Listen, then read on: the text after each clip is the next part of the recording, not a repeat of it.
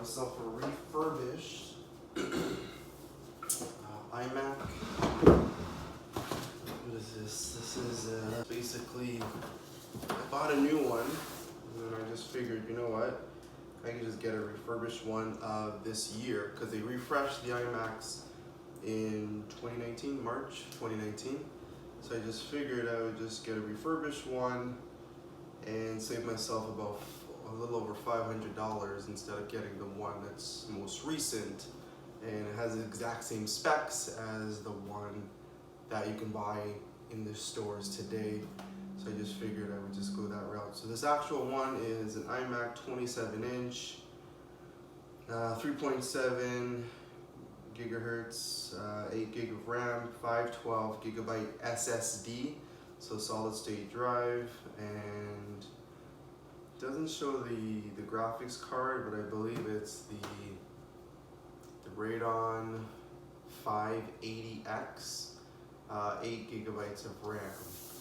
So basically, this is the top of the line of the iMacs that you can purchase. I mean, obviously the iMac Pro is the best one, or the top of the line, but within the traditional iMac product line, this is the highest end one. And I got one with 512 SSD. I initially had one, I bought a retail one, brand new one, and the Fusion drive was just way too slow for what I needed it to do. So I just figured, you know what, let's go the route of SSD. And I already took this out. It was right here earlier. I took it out. I figured let's go the route of SSD. So at least I'll have that, you know, that fast feel in a sense. And yeah, so that's it. Didn't want to go the brand new route, because again, I don't really think I need to get a brand new iMac.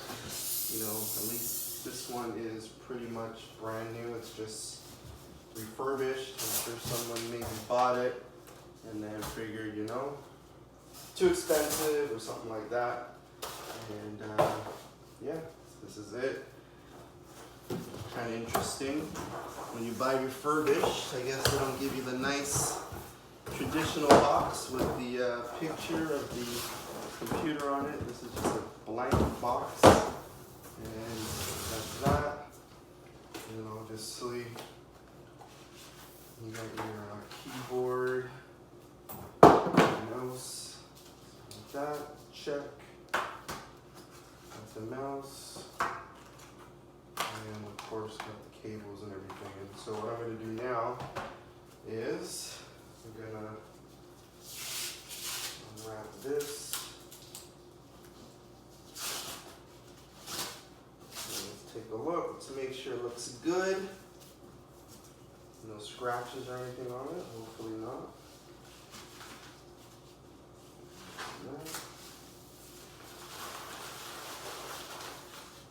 So far so good.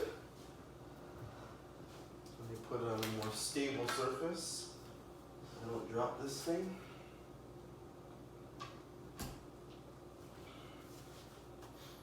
So far so good.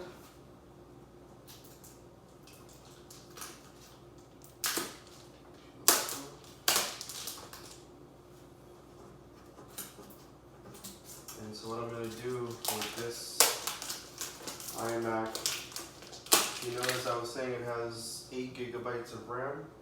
So I have two 16 gigabytes of RAM just waiting. And I'm going to install the 16 gigabytes, or the two 16s, just install it in the back. Bought the RAM from Amazon. I think it's called Timex RAM. And I specifically bought this RAM, and I made sure that the CL, the speed basically was CL19. The RAM that comes in these is pretty much a very slow type of RAM. So the RAM is here, press a button here, and it just pops open. So the RAM that this comes stock with is pretty slow RAM, so CL19.